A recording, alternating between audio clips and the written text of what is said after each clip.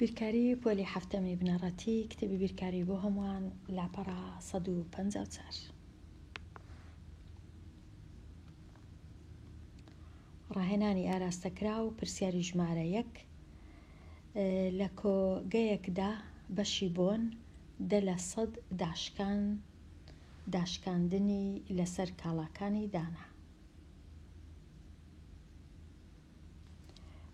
نازدار شوشەبۆنێکی کڕی نرخە بنەڕەتیەکەی 75,000 دینارە. ئایا چەند پارەی داوە؟ چونکە داشکان لە 100 دەیە، واتە لە هەر 100 دینار 10 دینار نادرێ. ئەمە چ دەکەم؟ ئەو پارەی کە دەدرێت چەندە؟ ئەوها دەتوانم ئەژمێری کەم 100 لە 100 هەمووی لەو 100 لە 100 10 لە 100 دەڕوا چەند لە 100 دەمێنێتەوە؟ 90 لە 100 دەمێنێتەوە. ئەوجا ئەو 90 لە 100ەیە من دەینم لێ چی دەدەم لەگەڵ ئەو پارەی کە هەما 75,000 دینارە. لێرە لە کاتی لێکدان ئەو سفرە لە کاتی لێکدان و دابش ئەو سفرە دەڕۆن. ماوە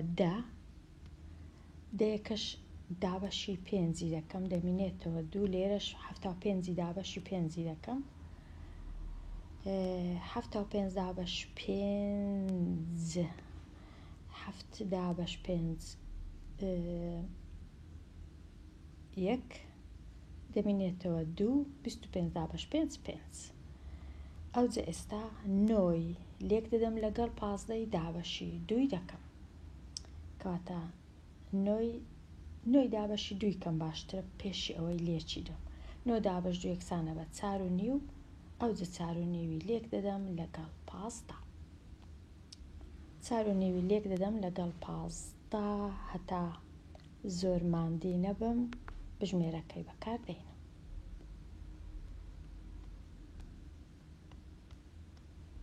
67 فاریزە 5 واتە پارەکە دەکات چەند؟ دەکا 67 فاریزە 5,000 دەبی لە تەنیشتی بنووسم 1000 دینار دەکاتە نرخی شوشە بۆنەکە. ئەوە ڕێیەکە لە ڕێیەکە.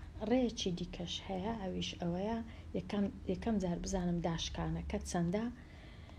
گوتمان زۆر ئاسانە ئەگەر داشکانەکە دەبوو ئەو پارەی کە هەمە بزانم داشکانەکە بە تەنیا چەندە، تەنیا پارەکەی دەینم 75,000 فاریزە لێرە دادنێم کەواتە داشکانەکە 7,500 7,500 کەم دەکەمەوە لە 75,000 کەواتە 75,000 7,500 لێ کەم دەکەمەوە 5 لێ بڕوا 5 4 7 لێ بڕوا 7 لێرە 6 کەواتە هەمان شتە.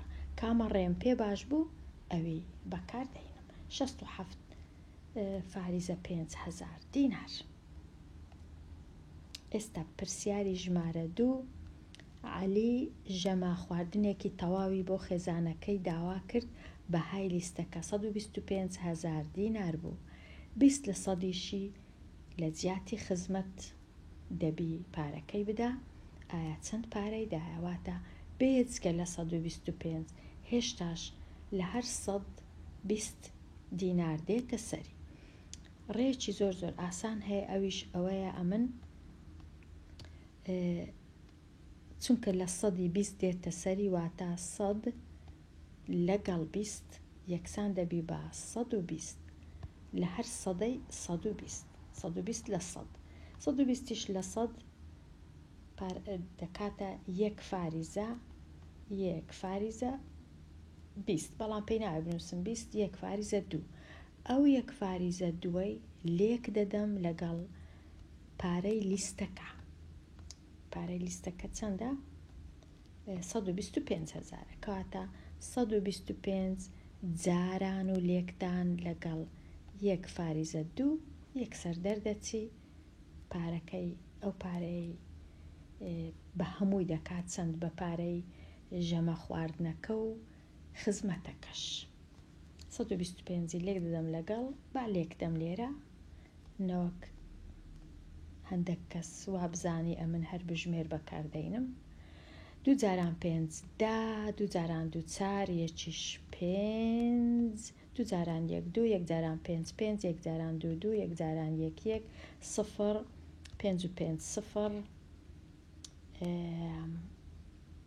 2 2 4 یەکیش 5 ئەوەش 1 فاریزەش لە چێ؟ فاریزە لێرەیە کەواتە عەلی دەبی 150,000 دینار. لێرە دەبینوسم 1000 دینار.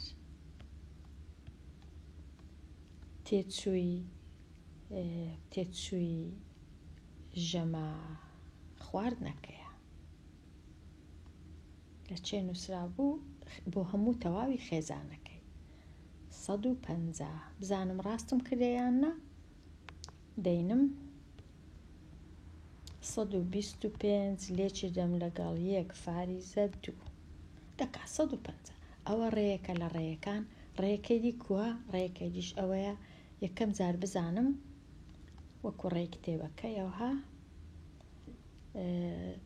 125 دەینم لێکی دەدەم لەگەڵ 20 لە سەدی 20 لە سەدیش دەکا 0 و 2 ئەوجە 2 جاران 5 10 2 جاران 2 4 یەکیش 5 2 جاران 1 2 فاریزەکەش لێرەیە واتە 25,000 دینار زیاتر 25,000 دیناری زیاتر دەدا لە تێچووی ژەمە خواردنەکە. بەخۆشی پارەکە لیستەکە چەند بوو؟ 125 بوو کەواتە 125 کۆی دەکەمەوە لەگەڵ ئەو 25ی کە تێچووی خزمەتەکەی 5 دا 2 2 4 یەکیش 5 دیسان دەکا 150,000 دینار. هەر کوو چاچی کەم هەر دەبی بکاتە 150,000 دینار. بێگومان ئەمن دەبی کاردانەوەم هەبی ئەگەر بزانم ئەگەر وەڵامەکەم هەڵەبی ساختکردنەوەکەی تۆزەک بزانم دەبی ئەم بزانم وەڵامەکەم هەر هیچ نەبی لە 125,000 زۆرترە چونکە پارەی خزمەتیش دەبی پارەکەی بدا عەلی.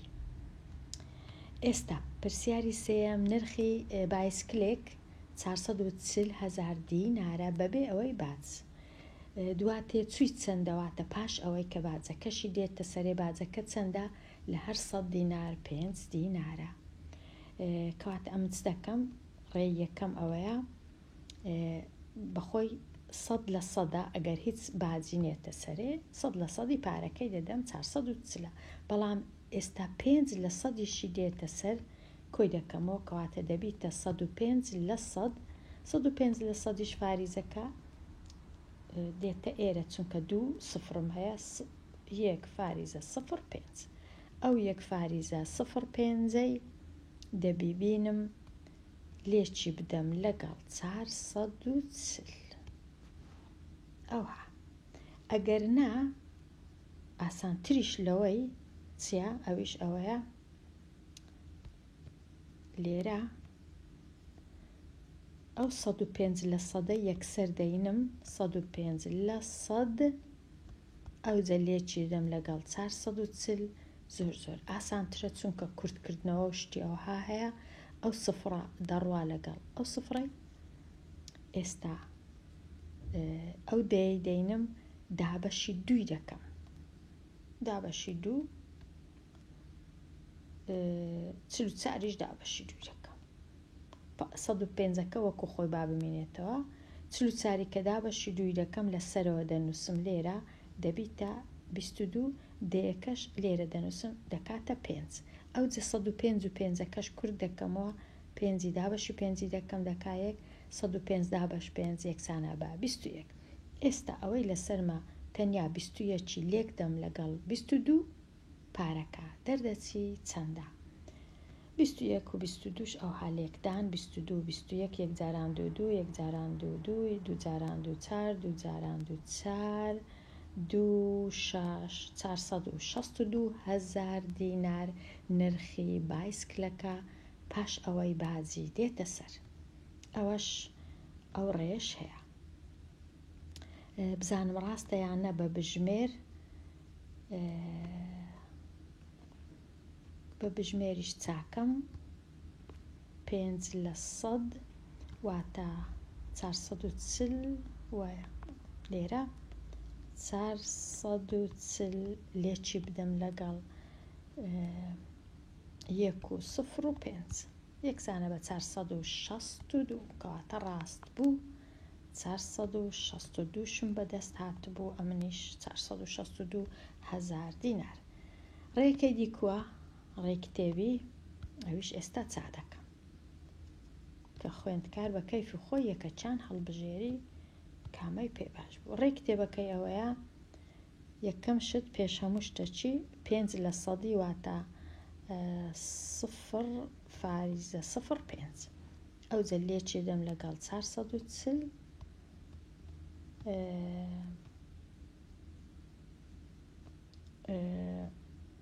پارەکە دەبی بکاتە چەند گوتمان ئەگەر 10 لە 100 بە دەیکردە 44 5 لە 100 دەکاتە 22 یەکسەر دەکاتە 22 هەزار دینار. ئەو جا 440ەکەی دەینم کۆی دەکەمەوە لەگەڵ 22 یەکسانە بە 462 هەزار دینار کەواتە ئەو ڕێژ هەر باشە هەردووچیان ئاسانە. ئێستا پرسیارەکەی پاشی ئەوی ڕاهێنانی ئازاد شوان لیستێکی هەیە 15 لە 100 داشکاندن بەخۆوە دەگرێ بۆ هەر کەلوپەلێک لە فرۆشگای کەلوپەلی وەرزش. تۆپێکی سەبەتەی کڕی بەخۆی نرخەکەی 110 هەزار دینار بوو پێش ئەوەی داشکان هەبی ئایا چەندی پارە داوە؟ چونکە 15 لە 100 ڕۆیشت واتە چەندی لە 100 ماوە ئەوها ئەمن دەینم پارەکە هەمووی 100 لە 100 ئەگەر هەموو پارەکەی بدا بەبێ داشکان بەڵام چونکە 15 ڕۆیشت چەندی ماوە 115 لێ بڕوە دەکا 85 لە 100 ماوە ئەو 85 لە 100 دەینم ئەوها 85 لە 100 لێکی دەم لەگەڵ نرخی تۆپەکە کە چەندە 110 ئێستا ئەو سفرە دەڕوا لەگەڵ ئەو سفرەی لەگەڵ تەنیا ئەو سفرەی.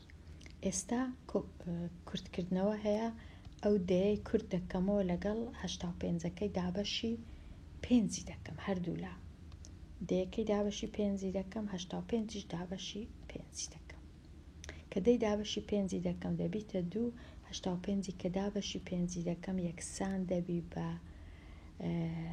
17 ئەو جا ئێستا 17 دەبی لێک دەم لەگەڵ 11 دابەشی 2 بکەم 17 لێکی دەم لەگەڵ 11 دابەشی 2 بکەم بە بژمێر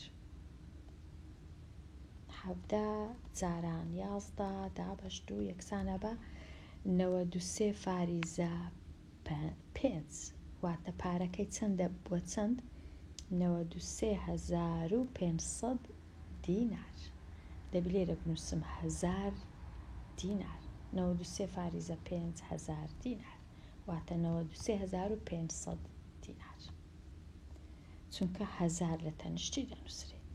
ئەوە ڕێی منە. ڕێی کتێبەکەش کووە ئەویش ئێستا ڕوون دەکەمەوە. ڕێی کتێبەکەی ئەوەیە کە داشکانەکە 15 لە 100 یەکسەر دەینم 15 لە 100 واتە 0 فاریزە 15 لێکی دەدەم لەگەڵ 110 0 فاریزە 15 لێکی دەدەم چونکە نرخەکەی تۆپی سەبەتە نرخەکەی 110 دەبی ئەو حالێکی دەم 1 جاران 5 1 جاران 1 1 جاران 5 1 جاران 1 5 6 1 1 6 5 سفرەکەش لێرە کەواتە ئەوەندەی کەم بوویتەوە 16,000 دینار کەم بووە. ئەو جەبینم 16,000 دینار بەخۆشی 110 فاریزە 0 16,000 لێ کەمکەمەوە لەگەڵ پەنجای 0 5 3 93 هەروەکو جارانە 93,500 دینار یان 93 فاریزە 5 لە تەنیشتیشی بنووسم 1000 دینار ئێستا نرخی تۆپەکەی ئەوەندەیە ئەو جەکامە ڕێ باش بوو ئاسان بوو دەتوانی وەری بکری ئێستا بێمە لای پرسیاری پێنجەم فرۆشگەیەکی کەلوپەلی ئەلیکترۆنی ئەو جارەی 25% داشکانی ڕاگەیان لەسەر هەموو پەپکە پەستێنراوەکانیدا نەوزادیش پەپکێکی پەستێنراوی لێکڕی بەهای ڕاستەقینەکەی خۆی پێش داشکان 32,000 دینارە ئایا نەوزاد چەندی پارەدایە پاش داشکان چەندە کاتە ئەمن ئەوها داشکانەکە 25% کاتە ئەمن ئەوها دەینم 100% ئەگەر هیچ داشکان نەبی پارەکەی هەمووی بدا بەڵام ئێستا لە هەر 25 نادا کاتە چەندی پارەکە دەدا 75% پارەکەی دەدا ئەو 75% دەینم لێکی دەم لەگەڵ 32,000 وابزانم 32 بوو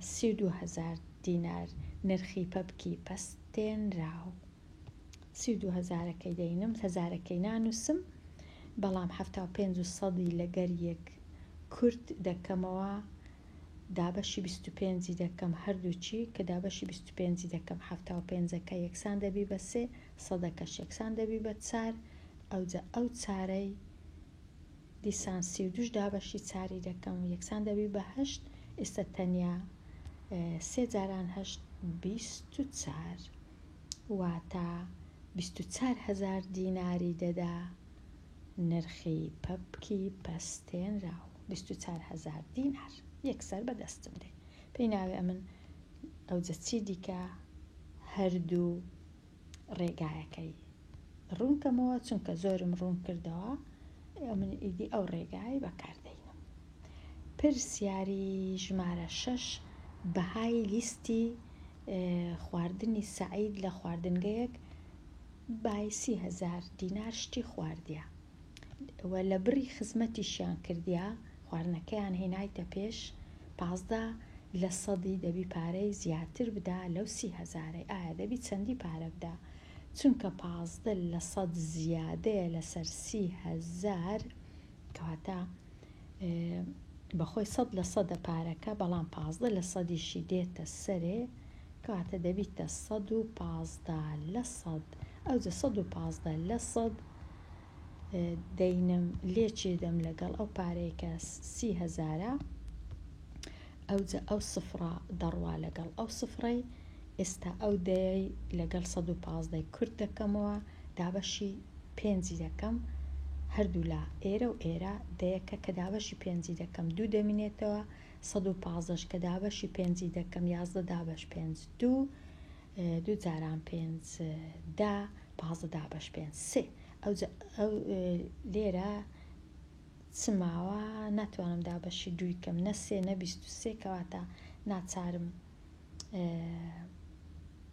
ئەگەر سەیەکەی دابەشی 2 کەم دەکا 1.5 21 لێک دەم لەگەڵ 1.5 دەنا بژمێری بەکاربێنم دەنا یان هەر 23 لێک دەم لەگەڵ سەی ئەو جا دابەشی 2 بکەم 23 لێک دەم لەگەڵ 3 9 6 ئەو جە 69 دابەشی 2 بکەم یەکسانە بە 34 و 5 34,500 دیناری دەبی بدا چونکە خزمەتیان کردیە کەواتە 4.5 زیاتر لە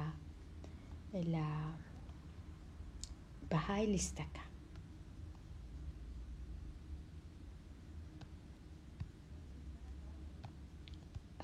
ئەو ڕێیە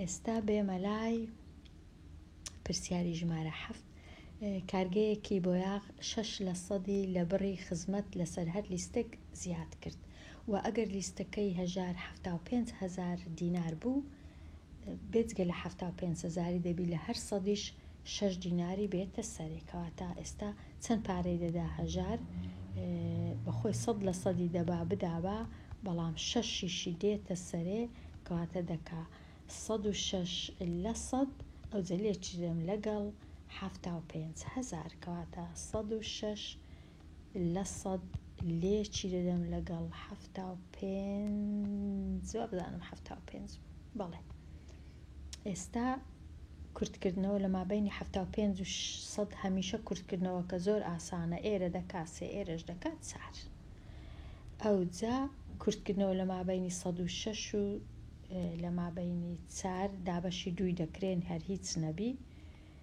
53 چیدی کورتکردنەوە نییە ئیدی بە بژمێر 53 جاران سێ دابەش دوو ئاسانترە هەتا زۆر کاتم نەبی 53 جاران سێ دابەش دوو 79 فاریزە 5 کەواتە ئەو پارەی کە هەژار دەبی پارەکەی چەند دەدا 79 فاریزە 5,000 دەبی لە تەنیشتی بنووسم ئەو جە دینار لە جیاتی 75 79 وا بزانم 79 بوو 79 فاریزە 5 ئەوەش تەواو ئەگەر ئەوانە ڕەشکەمەوە ئاسانترە هەتا بتوانم بیرکەمەوە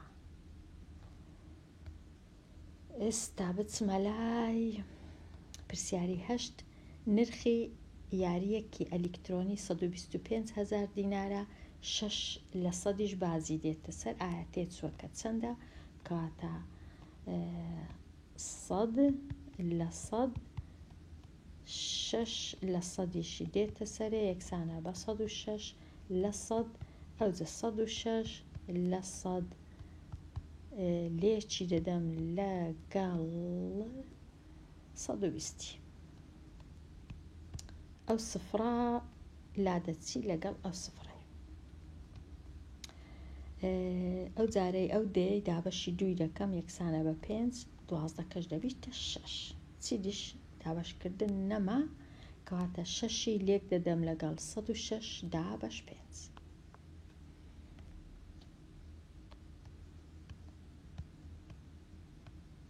یەکسانە بە 127 و 2 127 و 2 127 و 2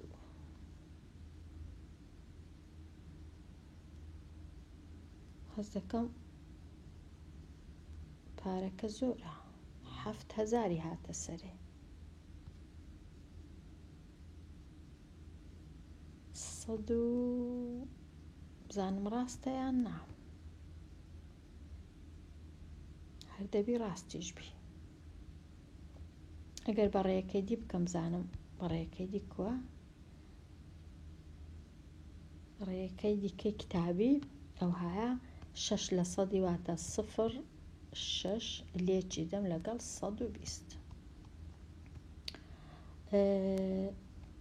دوو جاران 6 12 6 جاران 1 6 1 7 کاتە 7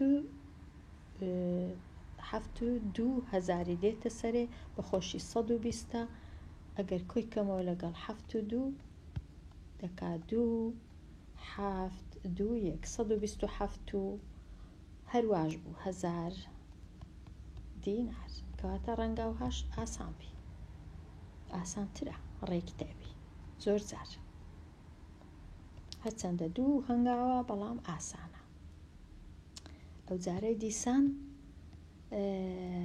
دارا کامێرەیەکی کڕی نرخەکەی ئەوەندە دینارە بەخۆی بەڵام کرێی گواستنەوە و بازیشی دێتە سەرێ 15 لە 100 دێتە سەرێ ئایا دەبی پارەکە چەند بدا دارە بەجارێ باجەکەی بەتەنیا ئەژمێر بکەم 15 لە 100 واتە 0 و 15 لێکی بدەم لەگەڵ 372 372 زۆر ئاسانی ئەو لێکدانە لەبەر هەندێ ڕەنگە باشتر وابی بژمێری بەکاربێنم 0 و 15 372 55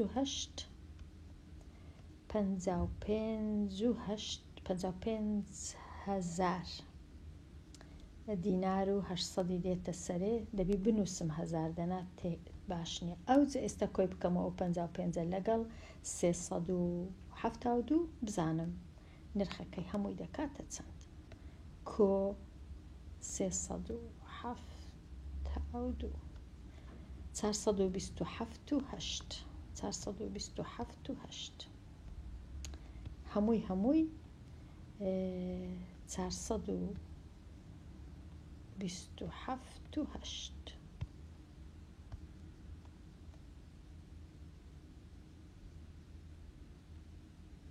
ئەوەندە هەزار دینار. تەواو. ئێستا بزانم زۆر ڕوونە کامەڕێی بەکاردێنین و کوو بیر دەکەینەوە و داشکاندن کووە و باچ کووە و خستنە سەر و لێکەمکردنەوەش کووە. ڕاهێنان و شیکاری پرسیارەکان وەکو دەبینێ زۆر دووبارەیە پرسیارەکان لێرە داشکانێکی زۆر هەیە 60 لە سەدی واتە لە نیوەی زیاتر داشکانە.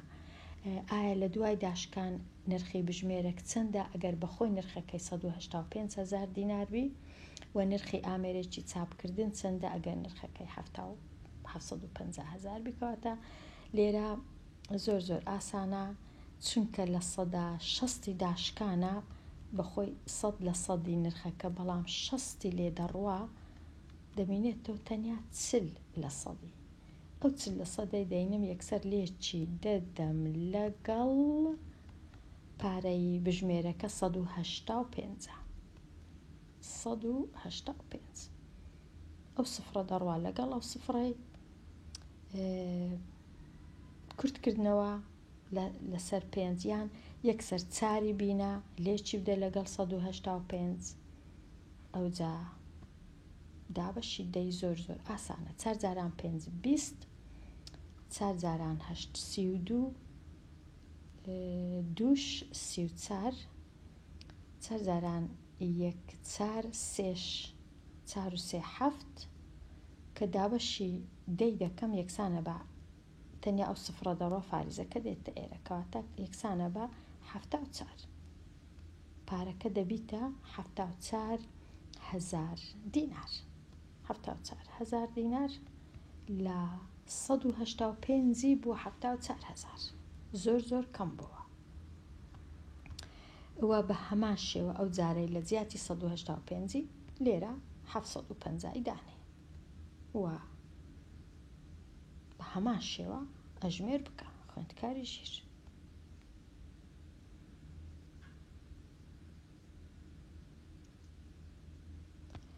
پرسیاری 11 لە گیرفانی وریا 124,000 دینار هەیە. دەوێ پانتۆڵێک بکڕێ کە بەهایەکەی 144,000 دینارە بەڵام داشکانەکە 20 لە سەدا. بەڵام بازیشی دێتە سەر 5 لە 100. ئایا پارەی وریا بەشی کڕینی پانتۆڵەکە دەکا یان نا؟ ئەمە چ دەکەم باجارێ داشکانەکە بزانم پانتۆڵەکە پاش داشکان چەندە. ئەو نازانم ئەو باجەی دێتە سەرێ پێش داشکانە پاش داشکانە کووە کوونیە. ئایا پاش داشکان بی جیاوازە پێش داشکان بی جیاوازە یان کووە؟ کەواتە ئەمن جارێ با داشکانەکەی بکەم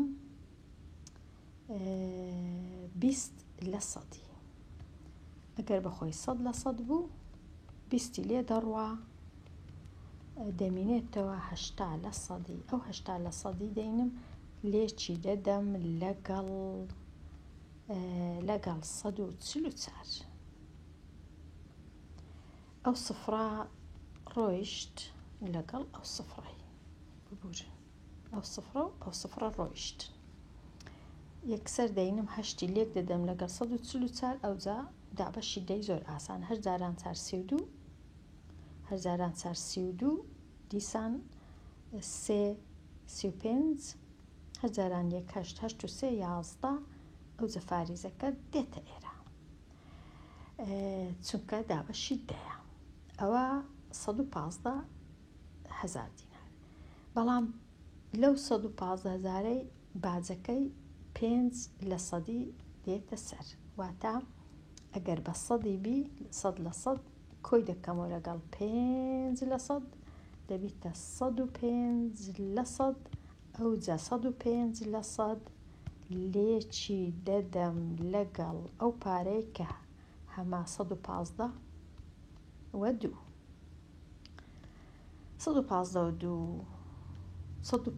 بڵێ.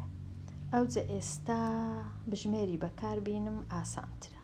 105 جاران 115 و 2 دابەش 100.